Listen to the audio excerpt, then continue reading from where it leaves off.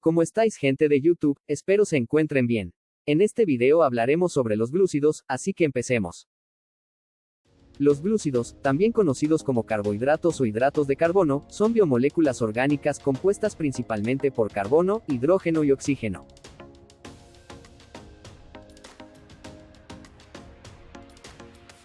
Los glúcidos se agrupan en dos grandes grupos, según estén formados por uno o más monómeros.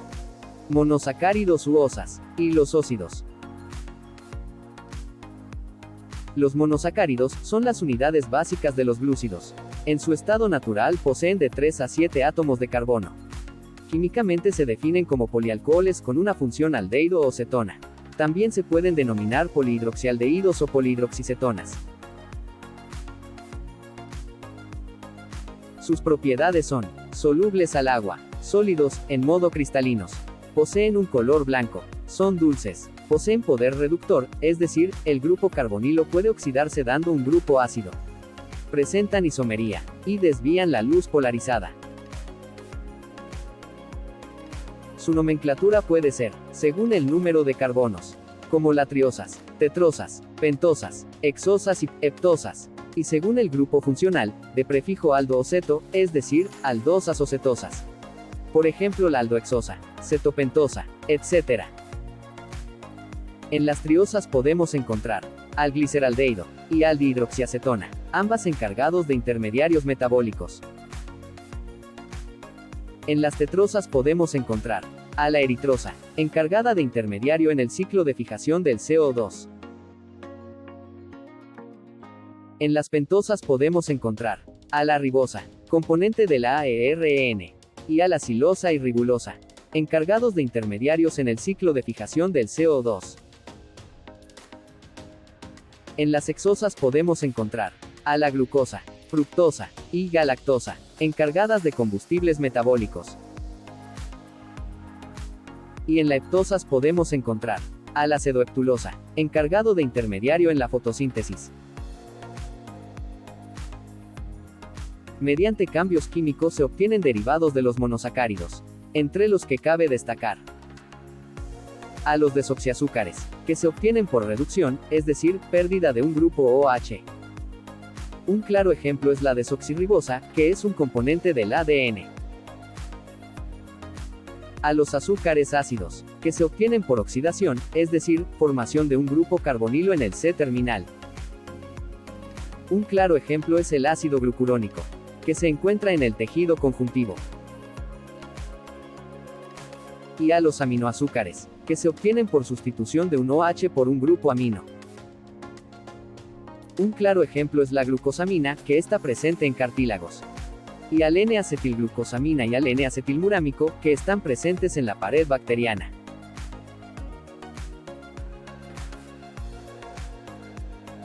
Los isómeros son compuestos químicos con la misma fórmula empírica pero distintas propiedades. Existen diversos tipos de isomería en los monosacáridos. Isomería de función, estereoisomería, isomería geométrica o espacial, y isomería óptica. Los isómeros se distinguen por presentar grupos funcionales distintos. Un claro ejemplo serían las aldosas, que son isómeros de las cetosas. Otro ejemplo sería la fructosa, que es un isómero de la glucosa. Los estereoisómeros aparecen cuando existen uno o más carbonos asimétricos o quirales, es decir, unidos a 4 radicales distintos. La variación en la posición de los OH de los carbonos asimétricos conlleva la aparición de los isómeros.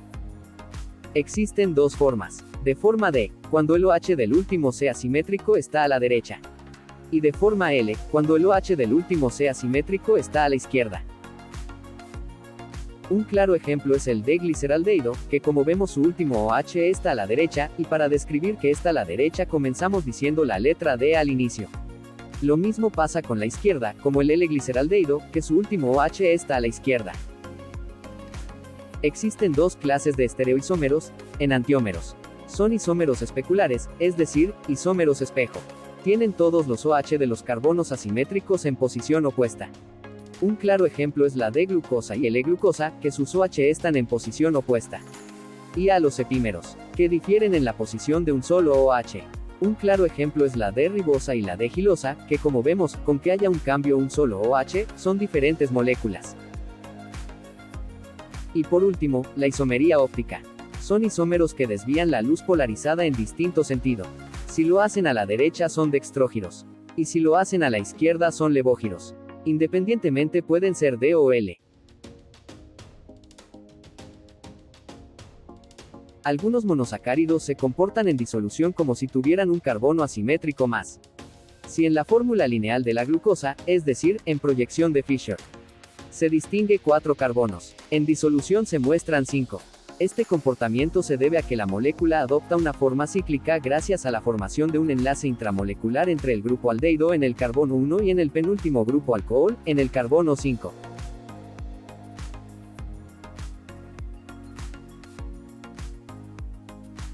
Existen dos tipos de enlace.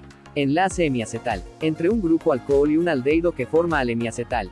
Y el enlace hemicetal, entre un grupo alcohol y una acetona que forma al hemicetal.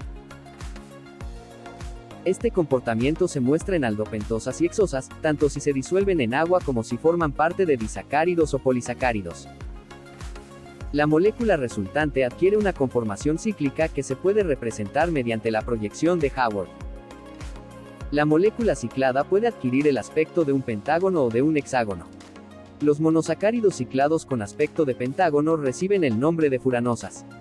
Los monosacáridos ciclados con aspecto de hexágono reciben el nombre de piranosas. El carbono que portaba el grupo carbonilo, es decir, el carbono 1 en aldosas o el carbono 2 en cetosas, se convierte en un carbono asimétrico, en el que el OH puede localizarse en dos posiciones de distintas formas. De forma alfa en donde el OH está abajo, y el forma beta que su OH está arriba. Estos nuevos isómeros se denominan anómeros. La conformación real de estos azúcares en disolución varía con respecto a lo representado en la proyección de Haworth, ya que debido a la formación de enlaces covalentes sencillos, las moléculas no son planas. Las piranosas pueden adoptar las formas de nave, o de silla. Y las furanosas de sobre. Los monosacáridos pueden unirse entre sí mediante enlace o glucosídico, liberándose en el proceso una molécula de agua. El enlace glucosídico resulta de la formación de un acetal, o cetal, entre el carbono carbonílico de un monosacárido, y un grupo hidroxilo de otro monosacárido. El enlace glucosídico puede ser de dos tipos, alfa o beta, según sea alfa o beta la configuración del monosacárido que aporta al enlace el átomo de carbono carbonílico. Por otra parte, se distinguen enlaces glucosídicos monocarbonílicos, en los que solo está implicado el carbono carbonílico de un monosacárido, y enlaces glucosídicos dicarbonílicos, en los que están implicados los carbonos carbonílicos de los dos monosacáridos enlazados. La estructura de un enlace glucosídico se suele especificar escribiendo el tipo de enlace, alfa o beta, seguido entre paréntesis por los números de los átomos de carbono implicados en él. Por si no has entendido, no os preocupéis, aquí te dejo una explicación mejor por si quieres ponerle pausa al video y leerlo. Escríbeme abajo en los comentarios por si tenéis alguna duda. Continuemos.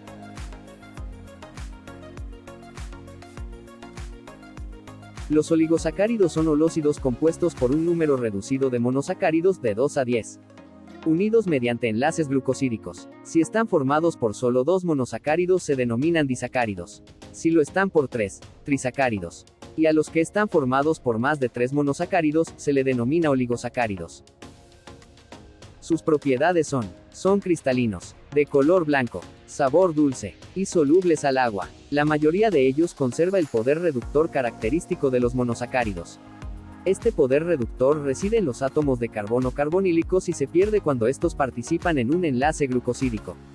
Por ello, cuando dos monosacáridos se unen mediante un enlace glucosídico monocarbonílico, el disacárido resultante tendrá poder reductor, ya que conserva un carbono carbonílico libre.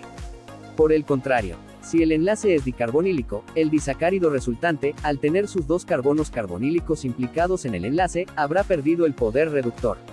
En general, los oligosacáridos, independientemente de su longitud, tendrán poder reductor siempre que conserven algún carbono carbonílico libre en uno de sus extremos, que se denomina extremo reductor.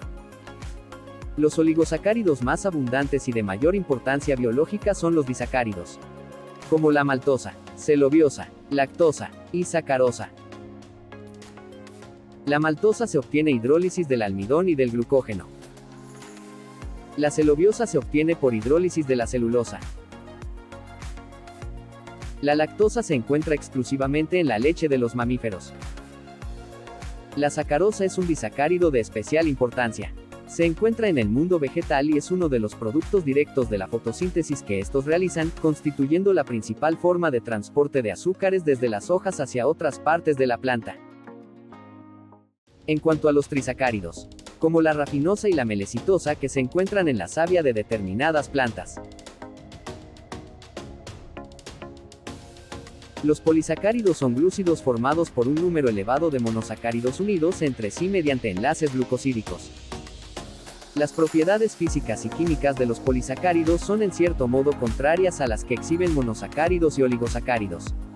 No cristalizan, no tienen sabor dulce, carecen de poder reductor, y son poco solubles al agua.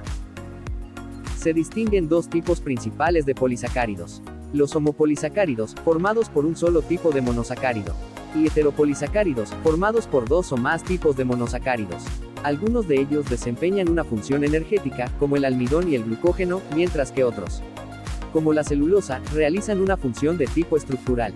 Hay que destacar que aquellos que presentan enlaces glucosídicos tipo alfa tienen función energética, mientras los que presentan tipo beta tienen función estructural. Es un polisacárido formado por moléculas de alfa de glucosa unidas por enlaces glucosídicos alfa 1A4 y alfa 1A6. En la molécula de almidón se distinguen dos formas estructurales: la amilosa, cadena lineal de moléculas de alfa de glucosa unidas por enlaces alfa 1A4. La amilopectina, polímero muy ramificado formado por moléculas de alfa de glucosa. Los sucesivos restos de glucosa a lo largo de las cadenas están unidos por enlaces alfa 1A4, y los puntos de ramificación, que se encuentran espaciados por un número de restos de glucosa que oscila entre 24 y 30, consisten en enlaces alfa 1A6. El almidón actúa como sustancia de reserva en las células vegetales. Una parte sustancial de los glúcidos producidos en la fotosíntesis se almacenan en forma de almidón, dando lugar a unos agregados insolubles de gran tamaño. Los granos de almidón, que se encuentran en todas las células vegetales, siendo especialmente abundantes en las de las semillas, frutos y tubérculos. Es un polisacárido con estructura muy similar a la de la amilopectina.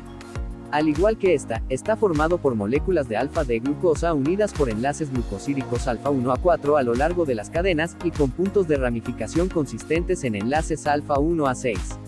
La diferencia con respecto a la amilopectina estriba en que las ramificaciones se encuentran menos espaciadas, concretamente cada 8 a 12 restos de glucosa. Esta mayor proximidad entre los puntos de ramificación hace que el glucógeno sea mucho más compacto que el almidón. El glucógeno actúa como sustancia de reserva en las células animales, especialmente abundante en el hígado, donde puede llegar a representar el 7% de su peso. También abunda en el músculo esquelético.